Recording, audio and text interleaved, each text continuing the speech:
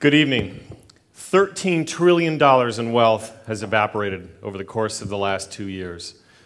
We've questioned the future of capitalism. We've questioned the financial industry. We've looked at our government oversight. We've questioned where we're going. And yet at the same time, this very well may be a seminal moment in American history, an opportunity for the consumer to actually take control and guide us to a new trajectory in America. I'm calling this the Great Unwind. And the idea is a simple idea, which is the fact that the consumer has moved from a state of anxiety to action. Consumers who represent 72% of the GDP of America have actually started, just like banks and just like businesses, to deleverage, to unwind their leverage in daily life, to remove themselves from the liability and risk that it presents itself as they move forward. So to understand this, and I'm going to stress this, it's not about the consumer being in retreat. The consumer is empowered. In order to understand this, we're going to step back and look a little bit at what's happened over the course of the last year and a half. So if you've been gone, this is the easy cliff notes on what's happened in the economy, okay? Unemployment up, housing values down, equity markets down, commodity prices are like this. If you're a mom trying to manage a budget, and oil was $150 a barrel last summer, and it's somewhere between 50 and 70. Do you plan vacations? How do you buy? What's your strategy in your household? Will the bailout work? We have national debt, Detroit, currency valuations, healthcare, all these issues facing us. You put them all together, you mix them up in a bouillabaisse, and you have consumer confidence. It's basically a ticking time bomb. In fact, let's go back and look at what caused this crisis, because the consumer, all of us, in our daily lives, actually contributed a large part to the problem. This is something I call the 50-20 paradox. It took us 50 years to reach annual sales or savings ratings of almost 10%. 50 years. Do you know what this was right here? This is World War II. You know why savings was so high? There was nothing to buy unless you wanted to buy some rivets, right? So what happened, though, over the course of the last 20 years, we went from a 10% savings rate to a negative savings rate because we binged. We bought extra large cars, supersized everything. We bought remedies for restless leg syndrome. All these things together basically created a factor where the consumer sort of drove us headlong into the crisis that we face today. The personal debt to income ratio basically went from 65% to 135% in the span of about 15 years. So consumers got over-leveraged. And of course, our banks did as well, and did our federal government. This is an absolutely staggering chart. It shows leverage trended out from 1919 to 2009. And what you end up seeing is the whole phenomenon of the fact that we are actually stepping forth and basically leveraging future education, future children in our households. So if you look at this in the context of visualizing the bailout, what you can see is if you stack up dollar bills, first of all, $360,000 is about the size of a 5'4" guy. But if you stack it up, you just see this amazing, staggering amount of basically dollars that have been put into the system to fund and bail us out. So this is the first $315 billion. But I read this fact the other day that 1 trillion seconds equals 32,000 years. So if you think about that, the context, the casualness with which we talk about trillion-dollar bailout here and trillion there, we are stacking ourselves up for long-term leverage. However, consumers have moved. They are taking responsibility. What we're seeing is an uptick in the savings rate. In fact, 11 straight months of savings have happened since the beginning of the crisis. We are working our way back up to that 10%. Also, remarkably, in the fourth quarter, spending dropped to its lowest level in 62 years, almost a 3.7% decline. Visa now reports that more people are using debit cards than they're using credit cards. So we're starting to pay for things with money that we have, and we're starting to be much more careful about how we save and how we invest.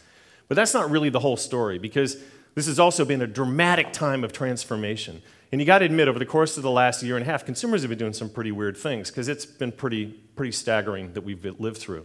If you take into account 80% of all Americans were born after World War II, this was essentially our depression. And so as a result, some crazy things have happened. I'll give you some examples. Let's talk about dentists, vasectomies, guns, and shark attacks. Okay? Dentists report molars, people grinding their teeth, coming in and reporting the fact that they've had stress, and so there's an increase in people having to have their fillings replaced. Gun sales, according to the FBI, who does background checks, are up almost 25% since January. Vasectomies are up 48%, according to the Cornell Institute. And lastly, but a very good point, hopefully not related to the former point I just made, which is that shark attacks are at their lowest level from 2003. Does anybody know why? No one's at the beach, so there's a bright side to everything. But seriously, what we see happening, and the reason I want to stress that the consumer is not in retreat, is that this is a tremendous opportunity for the consumer who drove us into this recession to lead us right back out. And what I mean by that is that we can move from mindless consumption to mindful consumption, right? If you think about the last 3 decades, the consumer has moved from savvy about marketing in the 90s to gathering all these amazing social and search tools in this decade, but the one thing that's been holding them back is the ability to discriminate. By restricting their demand, consumers can actually align their values with their spending and drive capitalism and business to not just be about more, but be about better. And we're going to explain that right now. Based on Y&R's Brand Asset Valuator, proprietary tool of VML and Young and Rubicam, we set out to understand what's been happening in the crisis with the consumer marketplace. We found a couple of really interesting things. We're going to go through 4 values shifts that we see driving new consumer behaviors that offer new management principles. The first cultural value shift we see is this tendency towards something we call liquid life. And this is the movement from America's defining their success on having things to having liquidity. Because the less excess that you have around you, the more nimble and fleet of foot you are. As a result, TedxKc consumption is in. TedxKc consumption is the whole idea of spending money frivolously makes you look a little bit anti-fashion. The management principle is dollars and cents.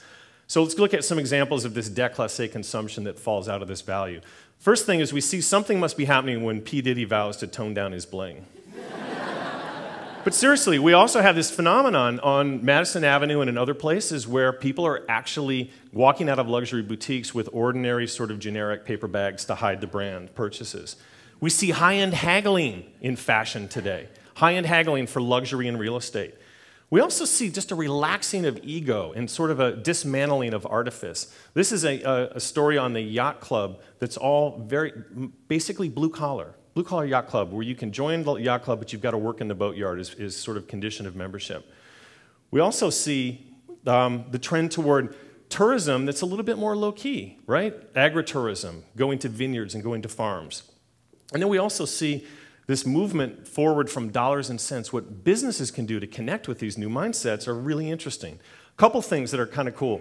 One is that Frito-Lay figured out this liquidity thing with their consumer. They found their consumer had more money at the beginning of the month, less at the end of the month. So what they did is they started to change their packaging. Larger packs at the beginning of the month, smaller packaging at the end of the month.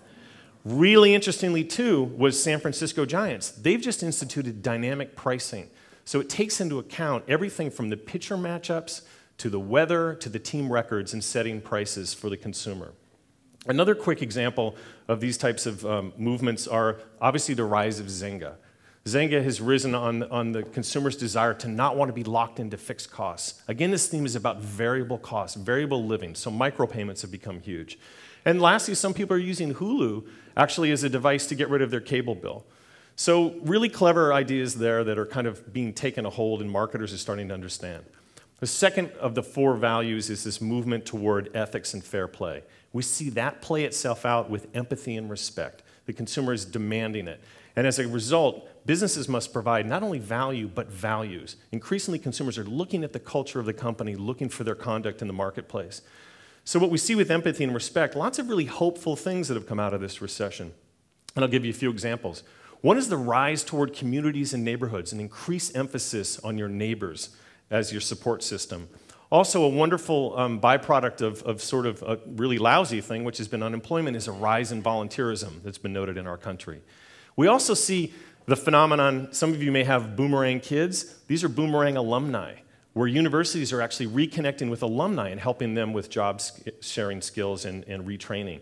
We also talked about character and professionalism. We had this miracle on the Hudson in New York City, in January, and suddenly Sully has become a key name on Baby Center. So from a value and values standpoint, what companies can do is connect in lots of different ways. Microsoft is doing something wonderful. They're actually vowing to retrain 2 million Americans with IT training, using their existing infrastructure to do something good.